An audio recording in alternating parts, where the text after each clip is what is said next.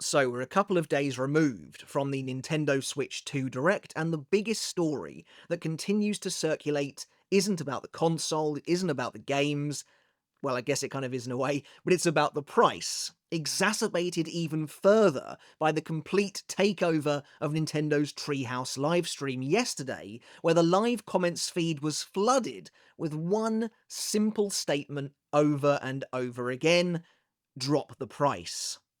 And there's no doubt about it, the Switch 2 is coming in very hot with regards to its pricing, particularly where software is concerned, with hotly anticipated games like Mario Kart World costing $80 US, breaking a barrier the likes of which we've never seen before in the industry, and possibly heralding a dark and considerably more expensive future to come. The real question is, what, if anything, can be done about it at this point? Are these chants of drop the price just a vocal minority swept up in the latest industry drama and trying to have their voices heard? Or are they the start of something bigger, the start of a real show of pushback? Nothing speaks louder than sales, or a lack thereof, and it's not like Nintendo hasn't been forced to adjust pricing before in the wake of a pretty poor launch to salvage an otherwise unreasonably expensive console. Just look at the 3DS, for example. So is this burgeoning situation primarily about greed on Nintendo's part, about a swaggering overconfidence that people will pay through the nose for what will likely be the system's best-selling game? Or was their hand forced by current geopolitical events? If industry chatter is to be believed, many of these prices were decided upon and locked in consideration of potential tariffs, and maybe more tariffs to come, but the situation is both changing and escalating fast. Before we continue, consider supporting the channel by hitting subscribe down below and helping us reach our next major milestone of 15,000 subs. I really would appreciate it, and it does make all the difference. Coming off the back of the Direct, it definitely feels like prices weren't revealed during the show for a pretty obvious reason, and that can come across as kind of sleazy. If you're going to make something expensive, own it, because it's not like people aren't going to find out. It's one of those situations where it feels like Nintendo weren't upfront with people, and in some ways that makes the bad feelings even worse. Mario Kart World is the system's launch day killer app, and nobody knows that better than Nintendo themselves. But at the frighteningly high recommended retail price of $80 US, or the frankly absurd €90, and a multitude of other exorbitantly high regional prices, Nintendo is completely at risk of pricing potential players out worldwide. Look, I love Mario Kart, and I adored Mario Kart 8, and to be honest, the Mario Kart World trailer was so impressive that I was convinced the game looks to be a generational leap in more ways than one. It does look like they've actually taken that extraordinarily long wait between games, all the money they made, and actually put it to good use. It looks like a phenomenal game. But asking someone to shell out $80 for a single game is not only unprecedented, but definitely feels like a bridge too far. A leap of faith that the general consumer of games simply isn't ready to make yet. What's even worse is that Nintendo has completely leapfrogged the latest trend in games pricing, that being $70 games, and gone straight for the highest end. With the advent of the PS5 in particular, Sony began to try and make $70 the norm for their first-party titles, something they were heavily criticised for back in the day. So the industry was already at the $69.99 price point thanks to Sony, and Nintendo themselves then also experimented with that same price point, with Tears of the Kingdom, arguably the last major Switch 1 title of any real consequence prior to the launch of Switch 2 anyway. And it just kind of feels like they came to the conclusion that, yeah, we still sold a boatload of Tears of the Kingdom at that price, and frankly, if Sony can get away with $70, we and our incredible catalogue of absolutely iconic franchises, multi-million seller franchises right down the list, we can probably go even further. Let's push the consumer even further to see where their breaking point is with an even more popular franchise, something that completely eclipses everything and anything that the Sony first party puts out. And even though it's Mario Kart, I do wonder where that breaking point will be. and also how skewed the data will be as a result. Because it seems a little odd to me. If Mario Kart at $80 is designed to be some kind of a barometer, then why would they even bother offering the bundle version as well, which is clearly considerably better value? It's not like this $80 version of the game is the only option, at least not right now, so they'll somehow know how well it goes down when people are forced down that avenue or not at all.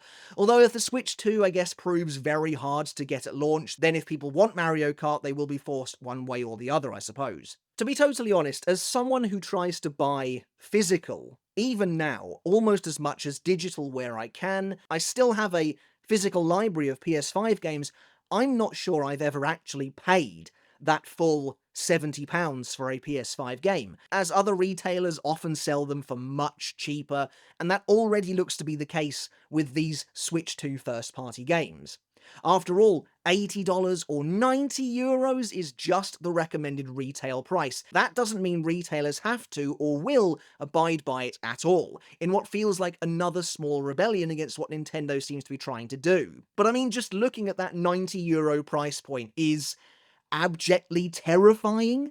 The idea that we are encroaching upon that 100, that triple-digit price point for the base version of a game is kind of unthinkable. I honestly thought, naively so it seems, that the £70, $70 would be the cap, at least for a little while, in the same way that gaming pricing didn't really change for at least a few generations or so. At least that's what it felt like to me. And I think that's where a lot of the sticker shock is coming from after this direct. This feels like another big leap in pricing really not that long after Sony made 70 the norm, the mainstream. Nintendo barely dipped their toes into that, and they clearly loved what they saw as a result, and they were like, we're going to go another step further because we're the only company that can get away with it. But maybe they won't get away with it after all. One of the aspects of this situation I find to be the most interesting, however, is how fast and loose Nintendo seem to be playing this with regards to pricing individual games. Because yes, while Mario Kart World is that massive, intimidating $80, Donkey Kong Bonanza, another high-profile new reveal at the Direct that got the Direct's last game of the show spot, and DK's first 3D platformer since Donkey Kong 64, is only, and I say only, $69.99, which is kind of the usual top-level price for games at the moment. The fact that the pricing varies between games is a weirdly meta insight into how well Nintendo expects each game to perform on an individual basis due to the inherent popularity of the individual franchises, even if it's obvious to begin with. And from the outside looking in, it's interesting to see Nintendo kind of assigning importance per franchise based on the amount they're charging for them. And to be honest, the fact that the price is changing per game as opposed to being a flat rate across Nintendo first party for these base editions of each game is again, I think, a pretty cynical move. Obviously, Nintendo is a business at the end of the day, making money is their bread and butter, but it does feel like they slapped an extra $10 onto the price of Mario Kart purely because of the name, purely because it's popular and they know people will buy it, and that does feel like a pretty brazen move in some respects. Even if DK ends up managing something in the range of, say, 5 to 10 million, it'll likely pale in comparison to Mario Kart World's lifetime sales. Mario Kart 8 Deluxe is still the best-selling game on Switch by a country mile, and they are clearly hoping to see that replicated here. But is there a chance the price could put a dent in those plans? Even worse is the way Nintendo seems to be actively trying to kill physical games by applying a tangible premium to their cost. I mean, in a way this makes sense, and it's something that people have been talking about for many years now. Why should digital games cost more than physical, as has often been the way in the past, if you want to buy something directly off the PSN, say? But what's happening here is that Nintendo is going in the opposite direction to the way people wanted this to be handled. Rather than bringing the digital price of the game down commensurate with the industry average, they're instead just increasing the price of absolutely everything, and in some cases forcing the consumer's hand. Regardless of physical or digital, Mario Kart World costs $80 in the US, which is extremely expensive for a single video game purchase, regardless of perceived quality. That's why this feels like a water cooler moment. It is clear for everyone to see that Nintendo is trying to gauge what they can get away with, and they are, in a way, gambling on this with their most lucrative franchise. They are putting, for lack of a better word, their best foot forward in Mario Kart, the most lucrative franchise they have, really, at least in terms of Switch sales, and seeing what they can get away with. The industry, for the most part, kind of ended up rolling over and accepting $69.99 as the standard price point, likely in part, I think, due to the variety of other options available to the consumer. But I can't help but feel the memory of that agitation is still fresh in people's minds. And so for Nintendo to roll up at their new console launch and slap an $80 price tag on the table feels absurd, bullish, and even arrogant.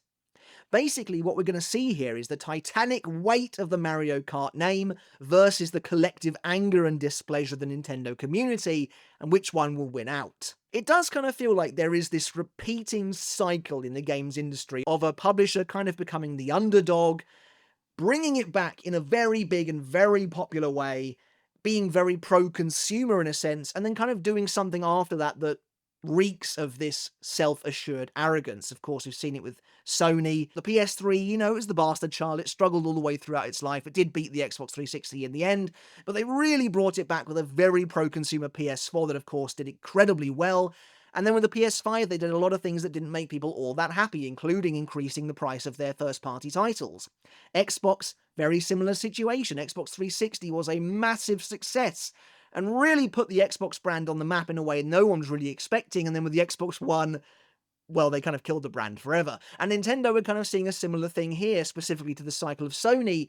The Wii U was an unmitigated disaster, so they really brought things back with a machine that everybody loved, a forward-thinking machine in the Switch, and now here, because the Switch was this gigantic success, it does kind of feel like they're resting on their laurels a bit and being like, well, you know, you'll pay it because the Switch was enormously popular. I mean, right now, we've got people spamming Nintendo's sightlines with chants of drop the price, but if they are only a vocal minority, if behind the scenes Nintendo are already seeing massive pre-order numbers, or they will when they go live in most regions widespread, then the floodgates will open. You'll see much more of this.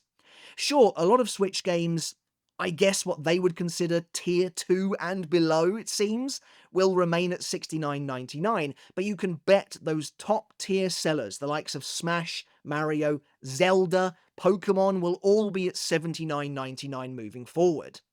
And that's honestly kind of funny to me. I find this idea quite interesting. It almost feels like Nintendo should just rip the band-aid off and relabel some of their most popular, most beloved franchises to kind of justify, in a sense, that additional price tag.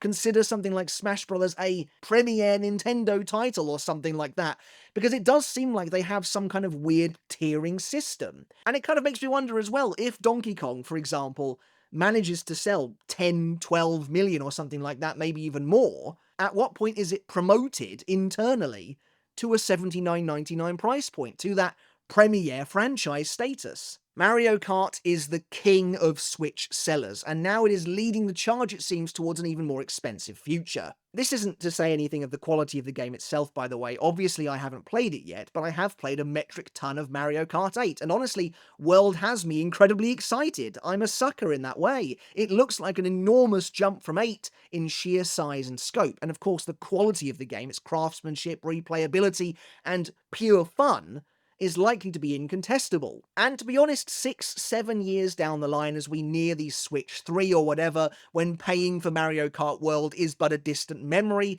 I'll likely have sunk hundreds if not more hours into World, and it'll likely have felt worth whatever I end up paying for it, unless the game is somehow absolutely terrible and I never pick it up again after the launch week. I've refrained from talking about the console itself, as at least here in the UK, I continue to believe our price is mostly alright at $395.99 or $429.99 with Mario Kart. The machine costs pretty much what I was expecting it to, but it's those games that are the real kickers. It's definitely forcing me to be very conservative about what I decide to pick up, and in that sense it's making me look at some of their other offerings through a different lens. Much has been made of the fact that Welcome Tour, what should ostensibly be a free pack-in title in the same vein as Astro's Playroom, is a paid game, which does seem not only ludicrous, but completely tone-deaf. While it's been revealed, I think, to only cost about £5, it honestly makes you wonder why even bother charging for it in the first place unless you are just trying to nickel and dime everyone for as much as you possibly can, capitalizing on that new console launch hype. It should have been free, even if just for the goodwill on Nintendo's part. They need all the help they can get with these current prices. Along with many of the other launch day expenses, it just feels like money grubbing, an attempt to, like I said, nickel and dime consumers on day one in as many ways as possible.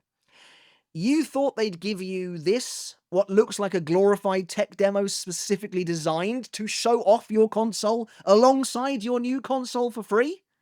I mean, I'd rather personally just have an instruction manual that doesn't cost me a fiver. I know they're not really comparable, although it does feel like they should be, but it is laughable in the face of Astro's Playroom, which is a very high quality platforming pack-in experience completely for free that not only organically introduces you to the PS5, the DualSense's functionality, all of that sort of thing, but was so popular it spawned a Game of the Year winning successor. Then of course there are the Switch 2 editions, fresh releases of Switch 1 titles that come with additional content. For example, both Breath of the Wild and Tears of the Kingdom are receiving a Switch 2 edition that not only improves both the resolution and the frame rate, but also adds HDR support, as well as support for the new Zelda Notes phone companion app.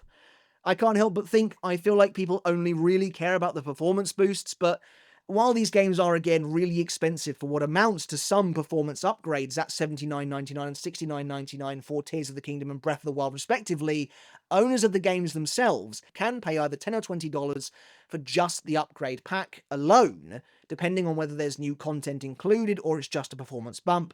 That is very similar, of course, to how PlayStation kind of handles its PS5 remasters or remakes, so I guess that's not unprecedented. That does seem to kind of be the industry standard. While NSO members get these two upgrade packs, the Zelda ones, specifically completely for free, which is pretty nice. So while there is some good sprinkled in here, ultimately the idea of Nintendo continuing to charge $69.99 for an 8-year-old game in Breath of the Wild's case is crazy to see. And so by the time of recording this, the next Treehouse Live is about to begin. In fact, it possibly has just begun.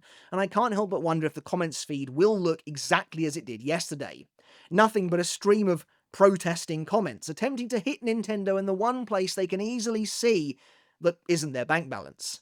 Honestly, it'll be most telling of all if chat just isn't enabled this time around.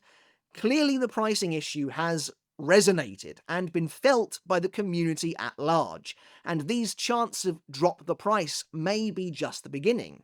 It'll be fascinating to see how everything pans out for Nintendo and the Switch 2 in the short term, because from what I can see, it is a great looking machine. A real generational leap from the original Switch. It seems like Nintendo has put the focus, aside from things like game chat and that stupid camera, in places that actually matter, tangible places that people really care about. And games like Mario Kart World look to be of an unparalleled high quality. But when you eventually cut through the fog of excitement and hype that surrounds a new console reveal, a new console launch, you can't help but come away from it thinking that everything is just much too expensive.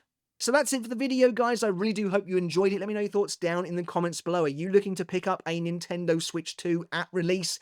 Are you going to be getting Mario Kart World or any of the other launch day titles, things like the Nintendo Switch 2 editions? I'd love to hear your thoughts down in the comments below. Or is $80, is €90, whatever your regional equivalent is it just too much money for you to stomach? Do please let me know your thoughts down in the comments below. And do you think Nintendo will see, hear, and do anything about this? Maybe it's completely out of their control. Maybe they've done everything they can to factor in the current geopolitical climate. I'd love to get your thoughts down in the comments regarding the short-term success of the Nintendo Switch 2, what you think Nintendo themselves may do, if anything at all, and whether or not you're going to be purchasing one of these machines, and of course the games to play on it.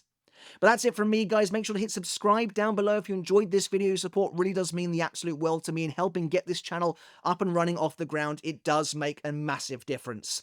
Thank you so very much for watching once again. Until next time, I'll catch you later, and let's talk games again.